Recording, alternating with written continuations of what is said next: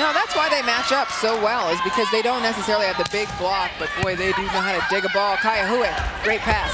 Danielson! Oh man, she could break some fingers with that. Well, she does, and those are the very valuable fingers of Lexi Zimmerman there, but of course Zimmerman's used to that. But Danielson just so good. She can bring the power, she can tool the block. You know, these kids sometimes that grow up in Hawaii and they play on the beach and they're playing so often, they just really understand how to make the ball do what they want to do.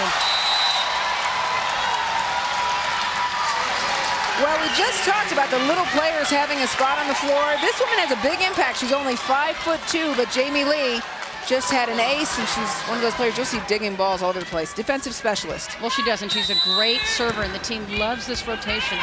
They score lots of points when Jamie Lee is serving. A one-on-one and a net violation. Kind of backed herself up into the net. Did Cubio-Tinero, and point goes to Michigan. 21-18 in set one. Reminder, this set goes to 25. All four of the first sets go to 25, and then if there is a fifth set, it goes to 15. Lexi Zimmerman serving. She goes right at Kanani Danielson. Mafua puts that ball outside. Pretty from Zimmerman. Outside to Alex Hunt. What a dig from Kayahue. Danielson keeps it in play. Bauer finds a sweet spot on the floor and a point for Michigan. Well, I was really waiting for an off-speed shot. Neither team has employed any kind of off-speed so far tonight. And both teams play a perimeter defense. You can see the great defense on the Hawaii side. But Kayahue, just a great job getting an arm on that ball. We explained the libero's job. That was it. Excellent defender.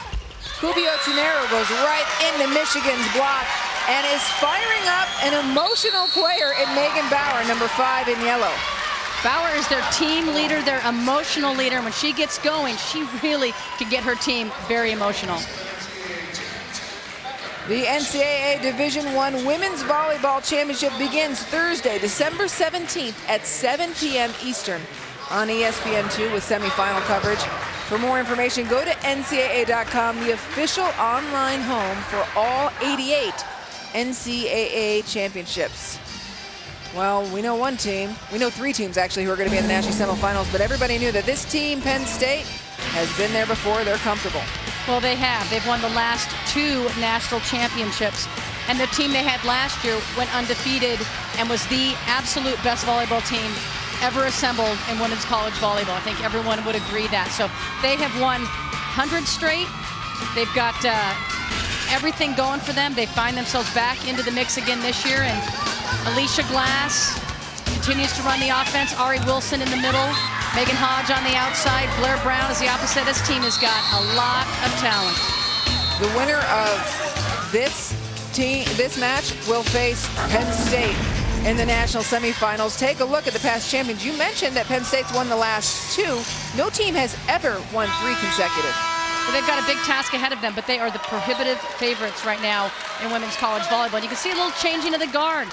Pac-10 owned the national championship in the early 2000s, but Nebraska, then a couple of Penn States, and all the teams in the Pac-10 are out of it again this year. So the Big Ten looking strong, and Michigan is the only team to take 2 sets from Penn State in the last 2 seasons.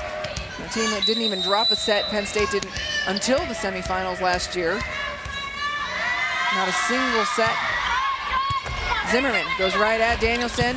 Oh, Amber Kaufman, ab strain or not, flies high and gets a kill. You got to give a lot of credit to Danielson for that pass. She had just had a poor pass before, and that was a tough serve going at her, but she really sucked up. She got it up there and put it in a really good settable spot, and then Kaufman gets the big kill. Outside, Hunt. Now Kayahue goes back to Farrell, who again tests the block, and Megan Bauer and Carly Bruck are solid. And neither one of these teams are known for being a great blocking team, but Michigan has blocked a ton of balls tonight. They are just owning the left side attackers. 5 for Michigan, none so far for Hawaii. So that's a pretty big story within a story tonight. Danielson passes. Wow, Mafua to Kaufman. Pretty. They They sat her out last night. She's looking awfully good. Well, you tonight. can see what having Kaufman here does for this team. I mean, it's a great job coming in on that back one. Big split in the Michigan block. Juliana Paz did not go in and respect Kaufman on that, and she got the easy kill. Her third kill of the night. She only took 3 swings total last night. So that rest, but you can bet as a senior, there was no way she was going to sit out this match if she didn't have to. The X. Mafua out to Farrell. Farrell this time goes a little long. No touch on the block. Point goes to Michigan.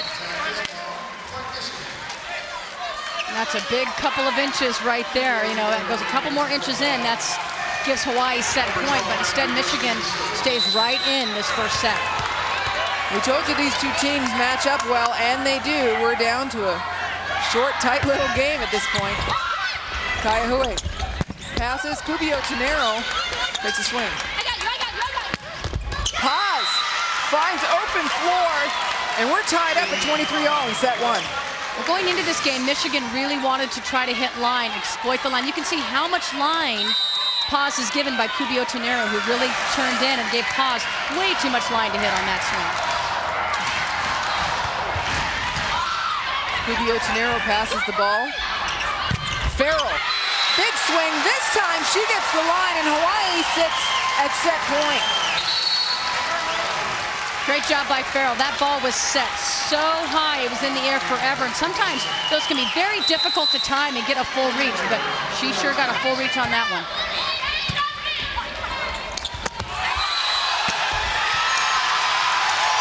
Double call, and point and set goes to Hawaii with the officials' call. We don't see a lot of double contacts called anymore. The officials are told to let those go. It has to be egregious. And usually on athletic plays, they let them go. That was a very athletic move by Zimmerman, but got the double called anyway. Set 2 coming up. Hawaii takes set 1.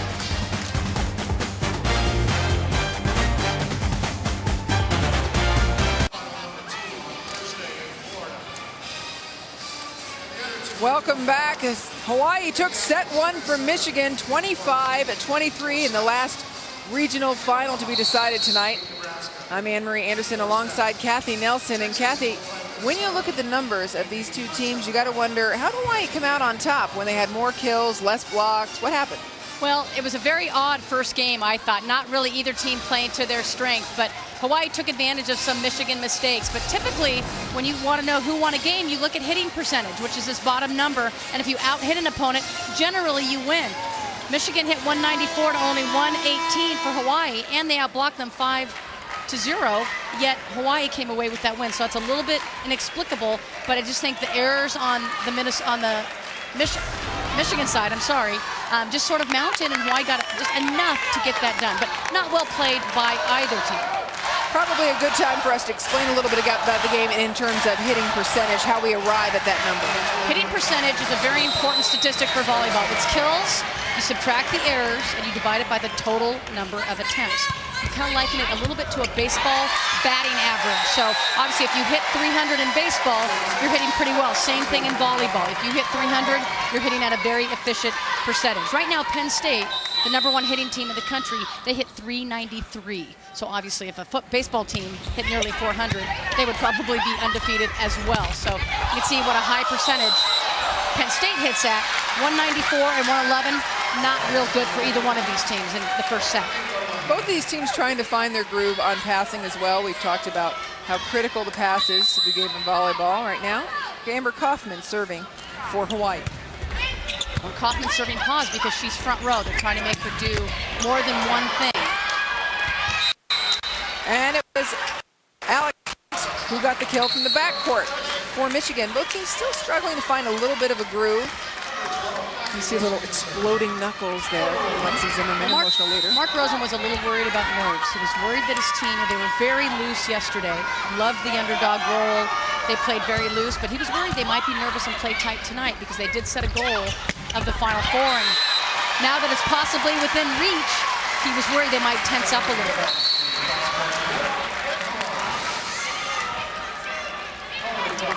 Take a look at this good swing, and Cubio-Tenero, who normally hits on the right side, also hits on the left side. I'm sorry, that was Stephanie Farrell. Sorry, Stephanie. Didn't mean to take that kill away from you. Farrell had 3 kills in the first set. Big impact, as we mentioned last night. Michigan. Lexi Zimmerman goes to the middle. Maful goes back to Farrell. This ball outside, and Bauer again tries to tip it. Little off speed this way. Bauer picks it up. Broken play. Danielson.